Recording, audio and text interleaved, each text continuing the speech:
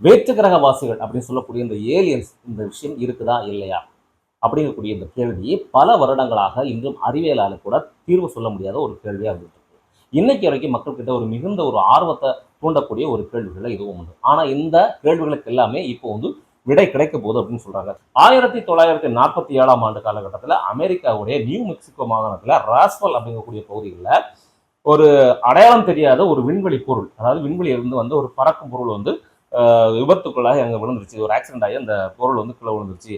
அது வந்து ஏலியன்ஸுடைய பறக்கும் தட்டு, ஏலியன்ஸுடைய பறக்கும் தட்டா இருக்கும். அந்த விமான விபத்தில் உயிரிழந்திருந்த உடல்கள் அனைத்தும் வந்து ஏலியன்ஸுடைய உடல்கள். இந்த உடல்கள் அனைத்துமே வந்து ஏரியா 51 பகுதிக்கு எடுத்து செல்லப்பட்டு அங்க வந்து ஆய்வு செய்யப்படுகிறது.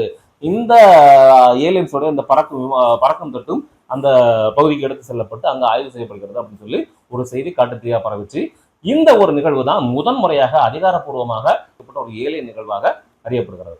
இதற்கு பிறகுதான் வந்து என்னாச்சு, ஏரியா 51 பகுதியில் வந்து ஏலியன்ஸ் தொடர்பான ஆய்வுகள் நடக்கிறது. அங்கே ஏலியன்ஸ் இருக்காங்க அப்படிங்கிற செய்தி மக்களிடையே ரொம்ப தீவிரமாக பரவ ஆரம்பிச்சது. இதை உறுதி செய்யற விதமாக அந்த ஏரியா 51ல ஒரு ஆய்வாளராக பணிபுரிஞ்சிட்டு இருந்த பாப் லாசர் அப்படிங்கக்கூடிய ஒரு விஞ்ஞானி, அவர் வந்து என்ன பண்ணியிருக்காருன்னா வேற்று கிரக விமானங்களை பற்றி ஆய்வு செய்யக்கூடிய ஒரு விஞ்ஞானியாக வந்து அவர் வந்து பணியாற்றிட்டு இருந்தாரு.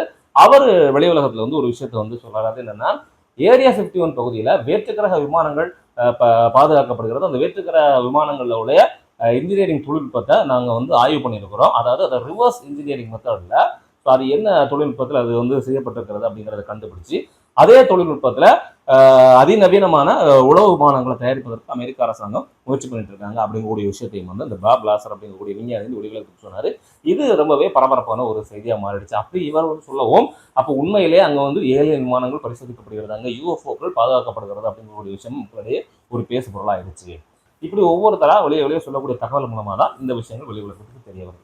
இப்படி இருக்கக்கூடிய இந்த தருணத்துல தான் ஒரு சில ஆண்டுகளுக்கு முன்பு, அதாவது 2023 ஆண்டு காலகட்டத்தில் வந்து அமெரிக்காவுடைய ராணுவ அமைப்பான பென்டகன் வந்து அதிகாரப்பூர்வமாக ஒரு செய்தியை வெளியிடுறாங்க. அதுதான் முதன்முறையாக ஏலியன்ஸ் தொடர்பாக அமெரிக்க அரசாங்கத்தை சேர்ந்த ஒரு அமைப்பு வெளியிட்ட ஒரு ஏலியன் தொடர்பான ஒரு செய்தி. அதாவது பல நூற்றுக்கணக்கான அடையாளம் தெரியாத பறக்கும் பொருட்கள் வானத்துல பறந்ததை நாங்க வந்து நோட்டீஸ் பண்ணியிருக்கிறோம் அப்படிங்கக்கூடிய விஷயத்தையும் அந்த பென்டகனை வந்து வெளியிட்டிருக்காங்க, ஒரு தகவல் வெளியிட்டாங்க.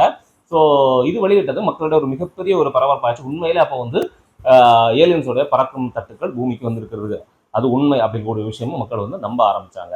இந்த ஏலியன்ஸ் ஃபைல்ஸை வெளியிடக்கூடிய பட்சத்தில் நாம இதுவரைக்கும் நம்பிட்டு இருந்த ஏலியன் தொடர்பான தகவல்கள் எந்த அளவுக்கு உண்மையிலே ஏரியா 51 பகுதியில் ஏலியன்ஸ் இருக்காங்களா, அங்க வந்து ஏலியன்ஸோடைய பறக்கும் தட்டுகள் இருக்குதா அப்படிங்கக்கூடிய விஷயங்கள் எல்லாமே நமக்கு தெரிய வரும்.